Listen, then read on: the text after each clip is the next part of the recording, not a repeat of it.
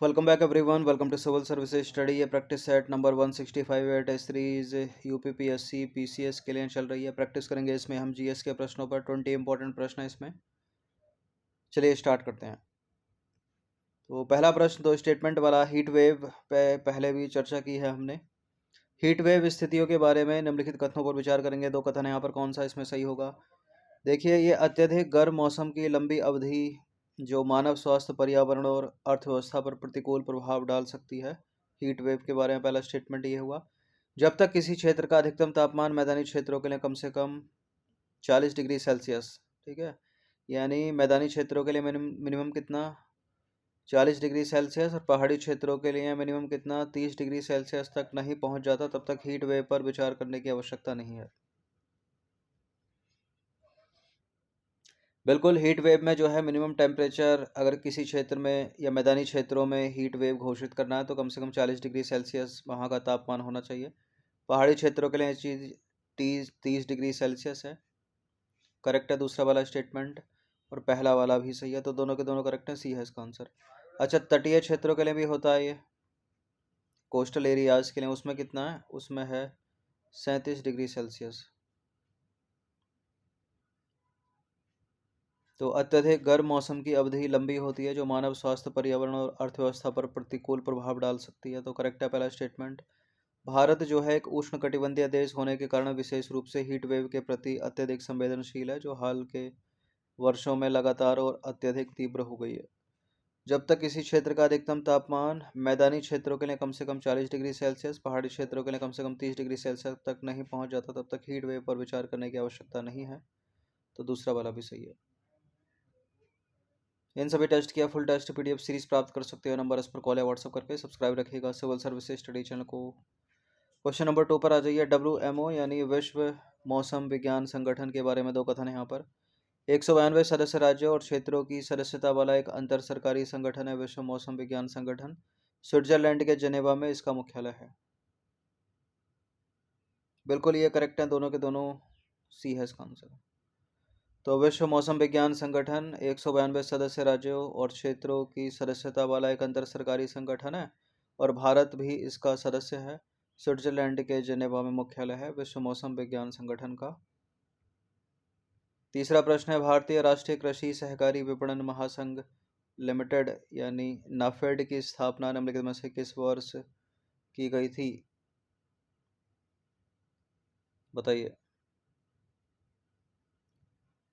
देखिए, नाफेड जो है वो है 1958 का, 1958 का। तो नाफेड भारत में कृषि उपज के विपणन सहकारी समितियों का एक शीर्ष संगठन है। इसकी स्थापना 2 अक्टूबर 1958 को हुई थी, और यह है बहुराज्य सहकारी सोसाइटी अधिनियम 2002 के तहत पंजीकृत है। हाल ही में अल्ट्राटेक सीमेंट लिमिटेड ने निम्नलिखित में से किस राज्य में 100 मेगावाट सौर ऊर्जा परियोजना को पूरा करने की घोषणा की है। इसका आंसर है राजस्थान। अल्ट्राटेक सीमेंट लिमिटेड ने राजस्थान में ग्रुप कैप्टिव योजना के तहत 100 मेगावाट सौर ऊर्जा परियोजना को पूरा करने की घोषणा की, और अंतर्राज्यीय ट्रांसमिशन नेटवर्क से अपनी कैप्टिव खपत के लिए विद्युत प्राप्त करने की यह कंपनी की पहली परियोजना है। पांचवा प्रश्न है, Uttar Pradesh power corporation limited यानी यूपीपीसीएल की स्थापना किस वर्ष की गई थी।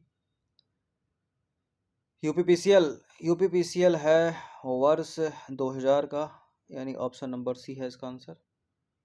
14 जनवरी 2000 को उत्तर प्रदेश में विद्युत क्षेत्रों के सुधारों और पुनर्गठन के परिणाम स्वरूप स्थापित किया गया यूपीपीसीएल।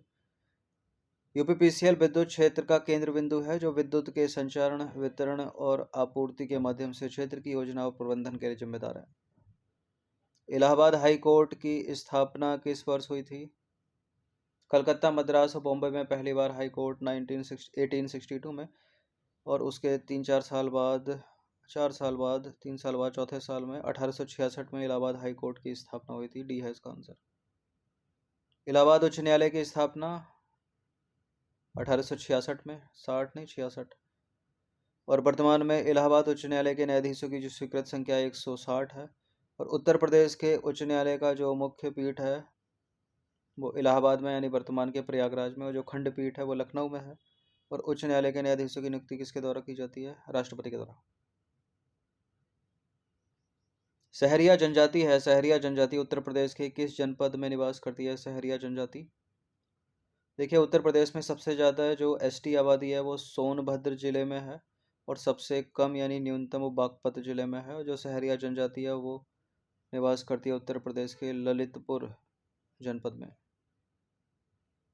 तो सहरिया जनजाति उत्तर प्रदेश के ललितपुर जनपद में निवास करती है। उत्तर प्रदेश के लगभग सभी जिलों में अनुसूचित जनजाति के लोग निवास करते हैं, लेकिन सोनभद्र जिले में अनुसूचित जनजातियों की संख्या सर्वाधिक है, और सबसे कम अनुसूचित जनजाति यानी एसटी आबादी निवास करती है उत्तर प्रदेश के बागपत जिले में। 2011 की जनगणना के अनुसार, ठीक है, याद रखिएगा इसको।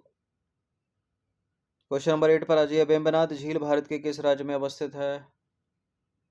बेम्बनाद झील भारत का दूसरा सबसे बड़ा रामसर स्थल है, सुंदरवन पश्चिम बंगाल के बाद, केरल की है ये। तो बेम्बनाद झील केरल की सबसे बड़ी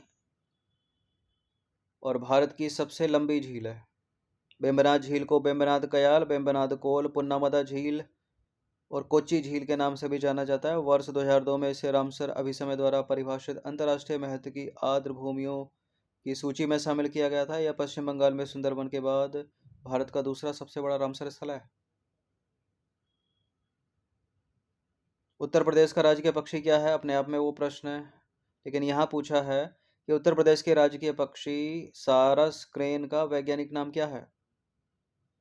सारस क्रेन का वैज्ञानिक नाम है ग्रस एंटिगोन। ऑप्शन नंबर सी है इसका आंसर।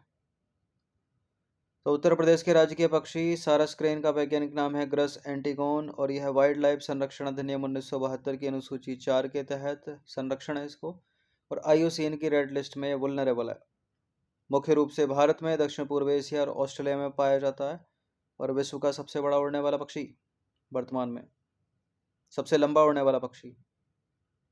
एक त्योहार है गुड़ी पड़वा। त्योहार भारत के किन राज्यों में मनाया जाता है? गुड़ी पड़वा, गुड़ी पड़वा मनाया जाता है महाराष्ट्र में। अब जहाँ जहाँ 5 नहीं है उसको एलिमिनेट कर दीजिए। और महाराष्ट्र में और कहाँ मनाया जाता है? आंध्र प्रदेश में। तो 3 4 3 5 हो गया। और मनाया जाता है कर्नाटक में। पंजाब से एलिमिनेट कितने हो जाते? 2 हो जाते। तो इसका आंसर हो जाएगा 1 3 5। तो गुड़ी पड़वा त्यौहार भारत के कर्नाटक, आंध्र प्रदेश और महाराष्ट्र सहित दक्कन क्षेत्र के लोगों द्वारा मनाया जाता है। इसमें गुड़ मीठा, नीम कड़वा परोसा जाता है, जिसे दक्षिण में बेबू बेला कहा जाता है, और यह जीवन में आने वाले सुख और दुख का प्रतीक माना जाता है। जनहित याचिका यानी PIL की अवधारणा को कहाँ से उधार लिया गया है? आयरिश न्यायशास्त्र से नहीं, फ्रांसीसी न्यायशास्त्र से नहीं, रूसी न्यायशास्त्र से नहीं। इसका आंसर है अमेरिकी न्यायशास्त्र, ऑप्शन नंबर ए। देखिए, जनहित याचिका मानव अधिकारों और समानता को आगे बढ़ाने या व्यापक सार्वजनिक चिंता के मुद्दों को उठाने के लिए कानूनी उपयोग है। जनहित याचिका की अवधारणा अमेरिकी न्यायशास्त्र से ली गई है। राष्ट्रीय कौशल विकास निगम की स्थापना किस वर्ष की गई थी? NSDC, राष्ट्रीय कौशल विकास निगम, यह है वर्ष 2008 का। ऑप्शन नंबर डी है इसका आंसर। और राष्ट्रीय कौशल विकास निगम गैर लाभकारी सार्वजनिक लिमिटेड कंपनी है, जिसकी स्थापना 31 जुलाई 2008 को कंपनी अधिनियम 1956 की धारा 25 के तहत की गई थी। और वित्त मंत्रालय ने राष्ट्रीय कौशल विकास निगम को सार्वजनिक सार्वजनिक निजी भागीदारी मॉडल के रूप में स्थापित किया। हाल ही में रोजगार के लिए जाने वाले भारतीय निर्माण श्रमिकों के पहले बैच को निम्नलिखित में से किस देश के लिए रवाना किया गया है? ये इजराइल गया है, ठीक है। भारतीय श्रमिकों का बैच इजराइल गया है हाल ही में। तो इजराइल में रोजगार के लिए जाने वाले भारतीय निर्माण श्रमिकों के पहले बैच को हरी झंडी दिखाकर रवाना किया गया।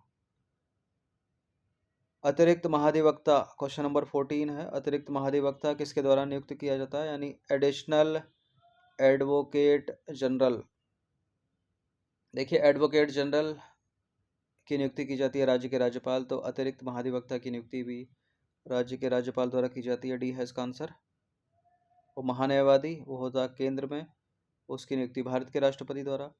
तो एडिशनल एडवोकेट जनरल एक कानूनी अधिकारी होता है जो भारत में किसी राज्य या केंद्र शासित प्रदेश के महाधिवक्ता की सहायता करता है, यानी एडवोकेट जनरल की। उसकी नियुक्ति एडवोकेट जनरल की सिफारिश पर राज्य के राज्यपाल द्वारा की जाती है। एडिशनल एडवोकेट जनरल द्वारा सौंपे गए कर्तव्यों का पालन करता है, जैसे राज्य सरकार की ओर से उच्च न्यायालय या अन्य न्यायालयों में उपस्थित होना, कानूनी सलाह देना और दलीलों का मसौदा तैयार करना। यानी एक तरह से ये महाधिवक्ता के बोझ को कम करता है।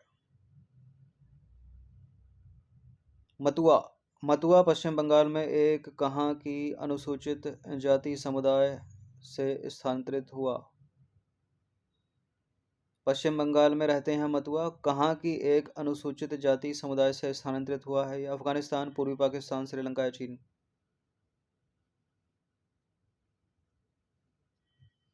इसका आंसर है पूर्वी पाकिस्तान। देखिए, मूल रूप से पूर्वी पाकिस्तान के रहने वाले मतुआ विभाजन के दौरान बांग्लादेश के निर्माण के बाद भारत आए और अभी भी बड़ी संख्या में मतुआ लोगों को भारतीय नागरिकता मिलनी बाकी है। क्वेश्चन नंबर 16 पर आ जाइए। प्रौद्योगिकी विकास बोर्ड निम्नलिखित में से किस राज्य में ली आयरन बैटरी और इलेक्ट्रॉनिक अपशिष्ट के लिए रिसाइकलिंग सुविधा खोल रहा है? ली आयरन बैटरी और इलेक्ट्रॉनिक अपशिष्ट के लिए रिसाइकलिंग सुविधा खोली जाएगी उत्तराखंड में। उत्तराखंड, राजस्थान? उत्तराखंड ही है। देखिए, प्रौद्योगिकी विकास बोर्ड ने उत्तराखंड के सितारगंज शहर है जो उधम सिंह नगर जिले के अंतर्गत आता है। इसमें स्वदेशी प्रौद्योगिकी का उपयोग करके ली आयरन बैटरी और इलेक्ट्रॉनिक कचरे की रिसाइकलिंग हेतु एक वाणिज्यिक संयंत्र स्थापित करने के लिए मैसर्स रेमाइन इंडिया प्राइवेट लिमिटेड के साथ एक समझौता किया है। उत्तराखंड पीसीएस के लिए ज़्यादा इंपॉर्टेंट हो गया है प्रश्न। क्वेश्चन नंबर 17 पर आ जाइए। निम्नलिखित में से किस राज्य ने वर्ष 2023-24 में कर संग्रह में 18% की वृद्धि दर्ज की है? इनमें से उत्तर प्रदेश, तमिलनाडु, गुजरात, बिहार। 23-24 में कर संग्रह में 18% की वृद्धि दर्ज की है बिहार सरकार ने। डी है इसका आंसर। बिहार वाणिज्यिक कर विभाग ने 22-23 की तुलना में वित्तीय वर्ष 23-24 में वस्तु एवं सेवा कर जीएसटी संग्रह में 18.13% की वृद्धि की है। टाटीपाका, कहीं कहीं लिखा है तातीपाका तेल रिफाइनरी कहाँ स्थित है? कहाँ पर है तातीपाका? तातीपाका है आंध्र प्रदेश में। तो तातीपाका या टाटीपाका तेल रिफाइनरी आंध्र प्रदेश के पूर्वी गोदावरी जिले में स्थित है। इसकी स्थापना 3 सितंबर 2001 को की गई थी और यह पेट्रो उत्पादों का उत्पादन करने वाली ओएनजीसी की पहली तेल रिफाइनरी है। तो मैच वैच करने के लिए पूछ लेता है तातीपाका कहाँ पर? आंध्र प्रदेश में।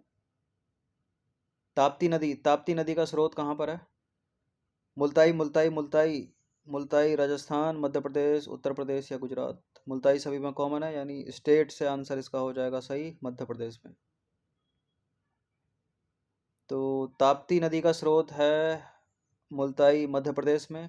और नर्मदा नदी के बाद यह भारत की दूसरी सबसे बड़ी नदी है जो पश्चिम की ओर बहती है। ठीक है, पश्चिम वाहिनी नदी है यह। गुजरात की खंबात की खाड़ी में गिरती है। खंबात की खाड़ी अरब सागर का हिस्सा है।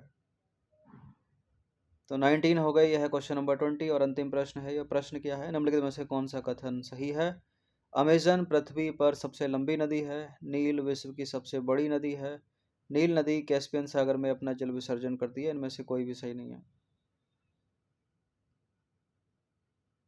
देखिए, जो नील नदी है वो विश्व की सबसे लंबी नदी है। ठीक है, और जो अमेजन नदी है वो विश्व की सबसे बड़ी नदी है। तो ऊपर का नीचे लिख रखा, नीचे का ऊपर लिख रखा, तो दोनों गलत हो गए। ये जो नील नदी है वो कैस्पियन सागर में नहीं गिरती बल्कि भूमध्य सागर में गिरती है। तो तीसरा वाला भी गलत हो गया। तो इसका आंसर लगाएंगे हम डी, इनमें से कोई नहीं। लगभग 6,853 किलोमीटर के साथ जो नील नदी है वो पृथ्वी पर सबसे लंबी नदी है और यह पूर्वोत्तर अफ्रीका से होकर बहती है। भूमध्य सागर में गिरती है, यानी मेडिटेरियन सी में, ना कि कैस्पियन सी में। और नील नदी की प्रमुख सहायक नदियाँ दो हैं, नीली नील और श्वेत नील, यानी वाइट नील और ब्लू नील मिलकर बनती है नाइल रिवर या नील नदी। बाकी जो अमेजन है वो विश्व की सबसे बड़ी नदी है। तो लंबी और बड़ी में डिफरेंस देख लीजिए, ये अफ्रीका की है, ये साउथ अमेरिका। तो 20 प्रश्न इंपॉर्टेंट बिल्कुल एग्जाम में बनते हैं इस तरह के प्रश्न। हर दिन प्रैक्टिस करते रहिएगा। धन्यवाद।